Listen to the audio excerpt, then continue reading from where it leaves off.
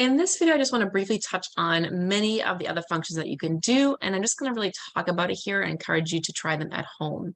So I'm on the first page of our workbook document here, the first sheet, and one of the most common functions for date and time that we use is the now function.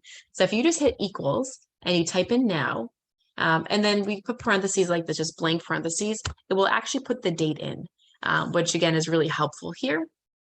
So that is one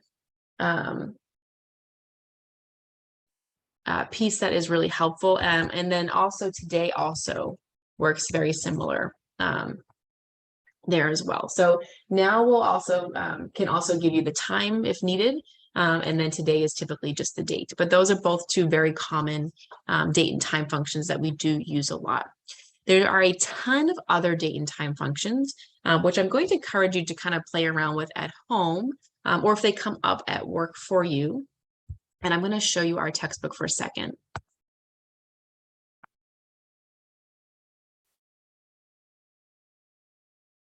All right, so here they are here. And again, this is from your textbook. So you have other functions, again, that could be very helpful, like date or day or month or year, which extracts information. These three store it as serial numbers. So that could be helpful if you're working with that kind of data. These are also helpful too if you're trying to kind of calculate the next date of something. So network dates, weekdays, or work days. And on the next page, I'll show you an example there, which I think is really helpful. So businesses are often more interested in work days rather than calendar days, right? If a business is typically closed, let's say on Saturday or Sundays, or maybe they're closed on Mondays, whatever it is, they may be thinking more about like, okay, what are our work days instead? So maybe we're trying to deliver a package and we want to know when is it going to arrive, or approximately when is it going to arrive, right? We know that the package is not going to ship, let's say, on weekends, or not be delivered on weekends or holidays and things like that. So in this case, using one of those time functions on the page before, the workday function is actually much more helpful. So what you can do for workday function is you put the start date. So the example they give here is they put a cell that had a start date of it, and then you would select A1 as your start date, where that day is, and then how many days it will take, let's say, for that item to get there. Maybe it will take 9 days for us to, package and ship out this item, for instance. And then what it will do is it will return the workday. So the workday assumes here that you're not working weekends, and you can also add in holidays as well. So you could have a running list, for instance, of holidays in an Excel file. So one holiday in each cell, and then you can tell Excel where those cells are so they know to keep those as holidays as well. So if you type in 12/23/2025 into cell A1, and then you select 9 days, you'll see that it will spit out the date of 1/5/2026, which are 9 work days later. So this skips over your weekends. You could also add in holidays. So maybe you have column B, your holidays that your company uses. So you have 2 dates in there. And then you can select those 2 dates as well, select those cells, and then it will, again, incorporate those as non-working days. So you can get an approximation, again, of when that item would be delivered. So instead, it's going to be delivered on the 7th instead of the 5th there. If you go through. So again, there are a ton of date and time functions that we won't go through with every single one in this class, but you may find them helpful, or maybe we'll come back to them as we get through as well. They're showing you another one is network days. So maybe you want to know the number of days in between 2 values, number of work days. So you can put in your 2 dates. Again, you would have them in cells though. So you would select your 2 cells and it would compute the number of work days in between.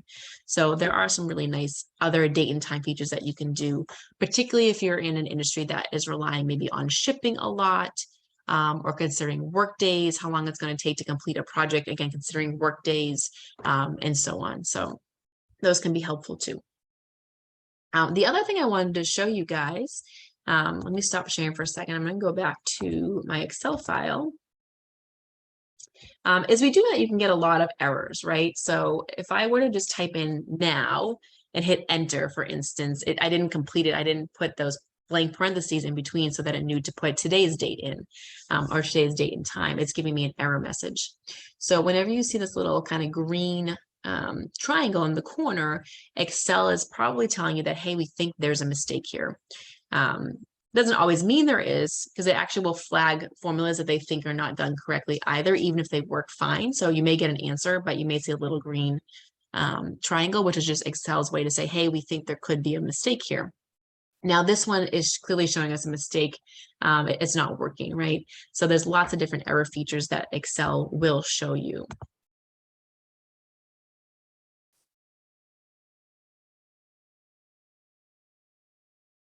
And then here are just some of them. So again, division by 0. So if your function is having something be divided by 0, then obviously that is a problem. We cannot divide by 0 in mathematics. So you would see this error feature. The name question mark means that Excel doesn't recognize the formula, the text in the formula or function, or it's incomplete or misspelled. So again, something is not being recognized there. NA, not applicable. So the value is not available to a function or formula. Again, it's just not working. Null, a formula function requires 2 cell ranges to intersect, but they don't.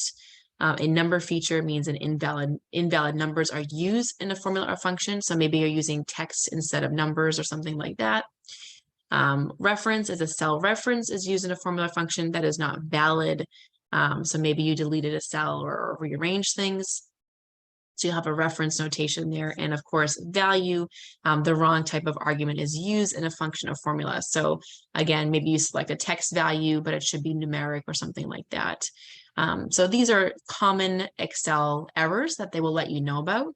But basically, I mean, if you see any one of these, there's a mistake somewhere. So you have to go back into that formula and look and see where you made your mistake. Did you spell something wrong? Did you select the wrong cell? Do you have a division by 0 by accident somewhere? Are you selecting text data and not number data? Like I did that once, right? When I did my counts, I selected the wrong column. So you have an error there. And again, you'll usually see that little green triangle. And even if you don't see these words, sometimes they'll put that little green triangle in if they think there could be an error in the formula, even though it's still working. So it's just always good to check those and decide if they do look correct, or if you get a big flag like this, to go in and fix them as well.